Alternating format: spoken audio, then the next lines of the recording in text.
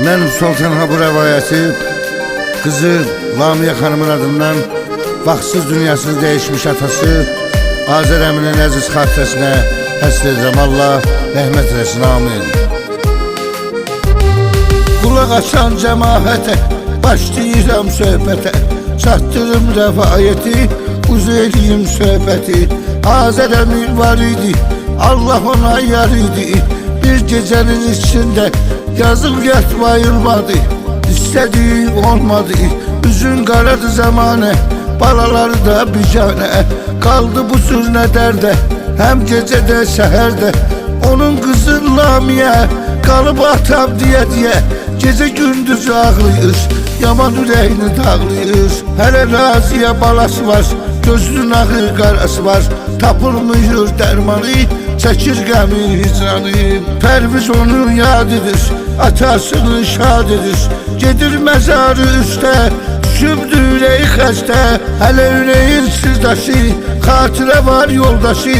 Elə xanımdır sirdaşı, yazğına qarmış başı. Şəmşirin morul kəndi, şahiddir bu ölümünə.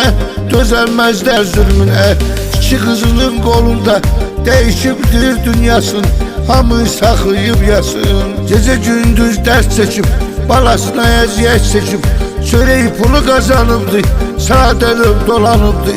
O yaxşı insanıdır, balasına dərmanıdır. Olsun onlar unutmur, kədər qəlbi ovutmur. Zəhmətçiş at olub, onlar üçün hər gün solub. Kədərlidir talih, ürəyində istəyi, qalıbdı gözlərində, deməyib sözlərində. Yazıq olarım balaları, qalıbdı qəm yeyə, hər gün ata deyə. Hər gün qapıya baxırlar, bəlkə atamız gələ, dərdini bizdən bölə. Heyif qapıda asılmır, istədikləri olmur. Bu nə dərddir ilahi, ol onların pənahı. Nə atasız dünyadır, məndəki bu misradır. Gərək yazıb yaratdım, bu cür addımı attım. Bir insan taliyindən, arzusu istəyindən danışıram həyatını, ölümünü, vəfatını. Üzün qaradı zamanə, balaları sabicanə, qalıbdır belə dərdə. Hələ görün nələr var, acı xatirələr var. Danışdıqsa qutarmır, həssət mi qəlbi yarmır. Həssət ağırdı Allah, ey uza olan dərgah.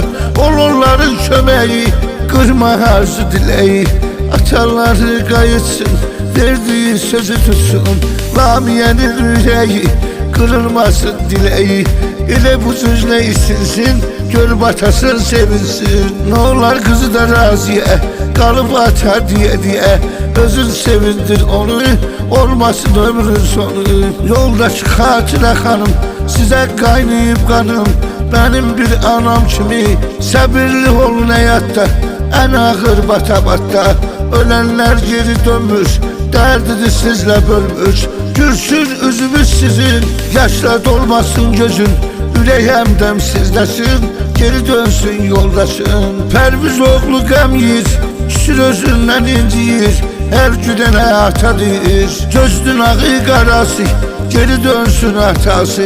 Sarılsın qanadına, çatsın öz muradına. Ey atasız olanlar, mən tək yetim qalanlar. Danışıram rəvayəti, adam çəkir əziyyəti. Ata dərdi ağır olur, adamın ömrü solur. Eşid arzularımı, təmiz duyğularımı, sən özün gerçəyilə, sən belə istəyilə. Biz də atamı sağ görək, kədərdən uzaq görək. Deyimmi sizə harda, şehirdə, mahnılarda, onun hissini oyadıram.